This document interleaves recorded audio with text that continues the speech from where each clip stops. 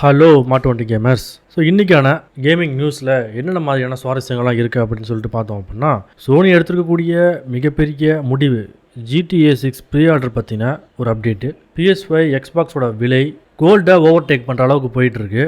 GTA 6 லான்ச்சில் console stock பிரச்சனை வருமா, இது எல்லாத்தையும் பற்றின டீட்டெயிலான வீடியோவை ஃபுல்லாக வந்து பார்க்கலாம். ஃபஸ்ட்டு சோனியோட மிகப்பெரிய முடிவு, அதாவது இந்த அப்டேட் வந்து பார்த்திங்கன்னா யாருக்கு பெரிய தலைவலியாக இருக்குன்னு வந்து பார்த்தீங்கன்னா, ஃபிசிக்கல் டிஸ்க் வச்சு கேம் விளாட்றவங்களுக்கு. ஏன்னா 2028க்கு அப்புறம் சோனி வந்து ஃபிசிக்கல் டிஸ்க் வந்து லான்ச் பண்ண மாட்டாங்க அப்படின்னு வந்து சொல்லியிருக்காங்க. ஒன்லி டிஜிட்டல் டவுன்லோட்ஸ் மட்டும்தான். அதாவது எப்படின்னா, ப்ளே ஸ்டோர் ஆப்லேருந்து நம்ம கேமை வந்து பர்ச்சேஸ் பண்ணி டிஜிட்டலாக நம்ம வந்து கன்சோலில் டவுன்லோட் பண்ணி ப்ளே பண்ணுற மாதிரி தான் வந்து இருக்கும். ஃபிசிக்கலாக கையில் நம்ம சிடி போட்டு விளாட்ற அந்த ஒரு நடைமுறை இதுக்கப்புறம் 2028க்கு அப்புறம் இருக்காது அப்படின்னு சொல்லிட்டு சோனி வந்து சொல்லியிருக்காங்க.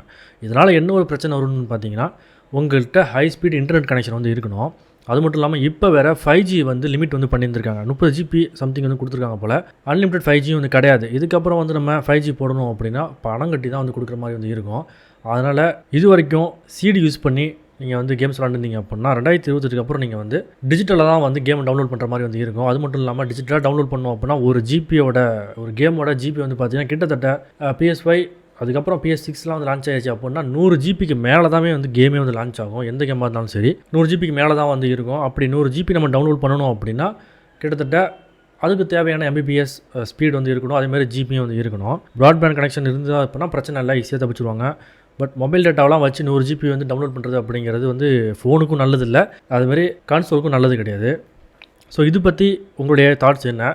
ஃபிசிக்கல் டிஸ்க் வந்து இது மாதிரி ஸ்டாப் பண்ணுறதுனால யாருக்கும் எந்த விதமான பிரச்சனையும் வராது அப்படின்ட்டு நீங்கள் நினைக்கிறீங்களா? இல்லை நிறைய பேர் பாதிக்கப்படுவாங்கன்னு நீங்கள் நினைக்கிறீங்களா? இல்லை சேல்ஸ் டவுன் ஆகுமான்னு நினைக்கிறீங்க? உங்களுடைய தாட்ஸ் எல்லாத்தையுமே வந்து கீழே கமெண்ட் பாக்ஸில் சொல்லுங்கள். இன்னும் ஒரு சில பேர் டிஸ்கை வந்து கலெக்ஷன் பண்ணி அதை வந்து அழகு பார்ப்பாங்க. அந்த மாதிரி பார்க்குறவங்களுக்குலாம் வந்து ஸோ இது வந்து ஒரு பேர் ரெடியாகவே வந்து இருக்கும். அது மட்டும் இல்லாமல் ஃப்யூச்சரில் டிஜிட்டல் ஸ்டோர் அப்படிங்கிறது தான் வந்து ஒரு முக்கியமான பிளாட்ஃபார்மாக வந்து இருக்கும். ஸோ இதில் இருக்கக்கூடிய மைனஸை வந்து நான் ஆல்ரெடி வந்து சொல்லிட்டேன். பட் இன்னும் ஒரு மைனஸ் வந்து இருக்குது. இந்த சோனிக்காரன் வந்து பார்த்திங்கன்னா இப்போ அடிக்கடி வந்து அவனுடைய டிஜிட்டல் ஸ்டோர் இருக்கக்கூடிய மூவிஸும் மியூசிக்கையும் வந்து லைசன்ஸ் வந்து எக்ஸ்பைரி ஆயிடுச்சு அப்படின்னு சொல்லிட்டு வந்து ரிமூவ் பண்ணிடுறான். அது மட்டும் இல்லாமல் நோ ரீஃபண்ட் அப்படின்னு சொல்லிட்டு வந்து மென்ஷன் வந்து பண்ணிடுறான்.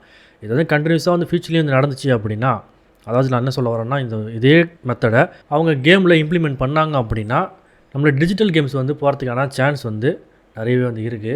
ஸோ அதனால் கேர்ஃபுல்லாக தான் நம்ம வந்து இதை ஹேண்டில் பண்ண வேண்டியது இருக்குது. இப்போ நிறைய பேருக்கு வந்து கன்சோலே வந்து கிடைக்கிறது வந்து கிடையாது.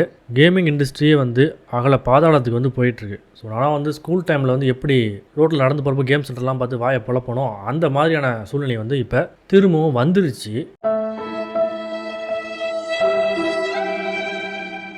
நெக்ஸ்ட்டு நியூஸ் என்னென்னு வந்து பார்த்தீங்கன்னா, GTA 6ஓட ப்ரீ ஆர்டர் பற்றினது.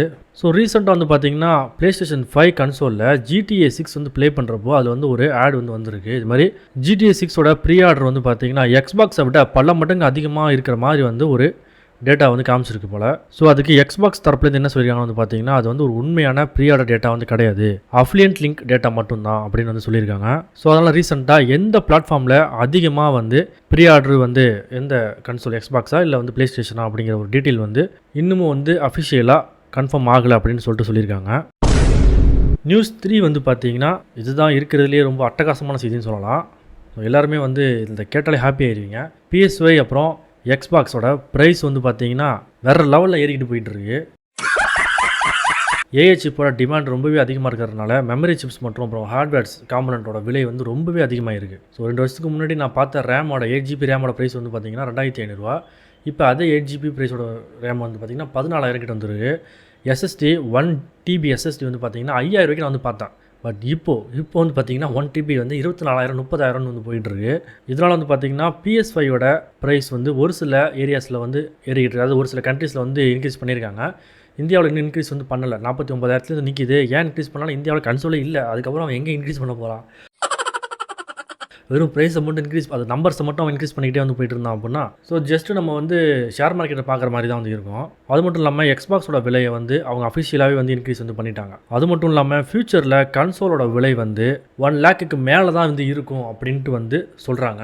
ஸோ அதாவது ஒரு கன்சோல் பேசிக்காக நம்ம வந்து ஒரு கன்சோல் PS6 வந்து பேஸ் எடிஷன் நம்ம வாங்கணும் அப்படின்னா 90,000 1,20,000 30,000 மேலே இருக்கிறதுக்கான வாய்ப்பு நிறையவே வந்து இருக்குது. அதுவும் நம்ம 2TB இருக்கக்கூடிய வேரியண்ட் வாங்கணும் அப்படின்னா கண்டிப்பாக 1,00,000 மேலே கன்ஃபார்மாக வந்துடும் அப்படின்ட்டு வந்து டேட்டா அனலிஸ்டிக்லாம் சொல்கிறாங்க. அது எந்த அளவுக்கு உண்மை அப்படிங்கிறது நமக்கு தெரியாது.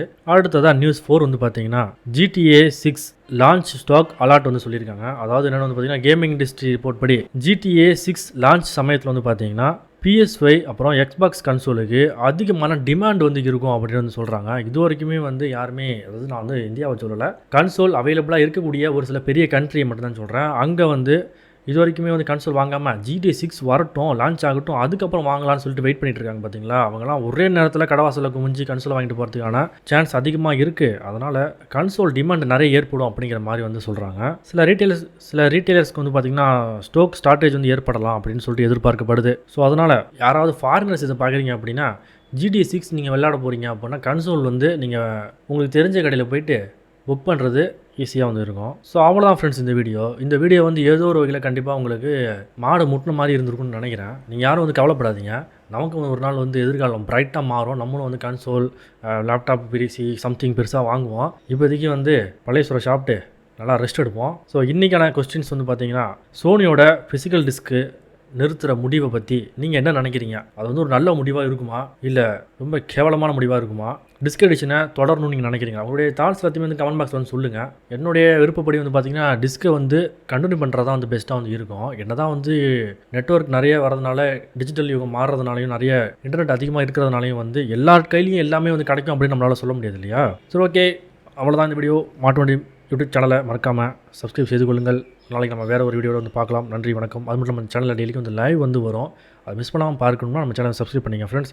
ரீசெண்டாக வந்து நம்ம God of War Part 1 வந்து போட்டிருக்கோம். அதை போய் செக் பண்ணலாம், செக் பண்ணி பாருங்கள். அதுமாதிரி God of War 1, 2 ஸ்டோரி வந்து இப்போ தான் வந்து அப்லோட் பண்ணியிருக்கேன். அதையும் நீங்கள் வந்து பார்க்கலன்னா அதையும் வந்து பாருங்கள். நெக்ஸ்ட் கேமிங் ஸ்டோரி சம்திங் இன்னும் சொல்ல மறந்து போயிட்டேன் ஃப்ரெண்ட்ஸ். அதான் அடுத்த வாரம் கேமிங் நியூஸோட நான் வந்து உங்களை சந்திக்கின்றேன். நன்றி, வணக்கம்.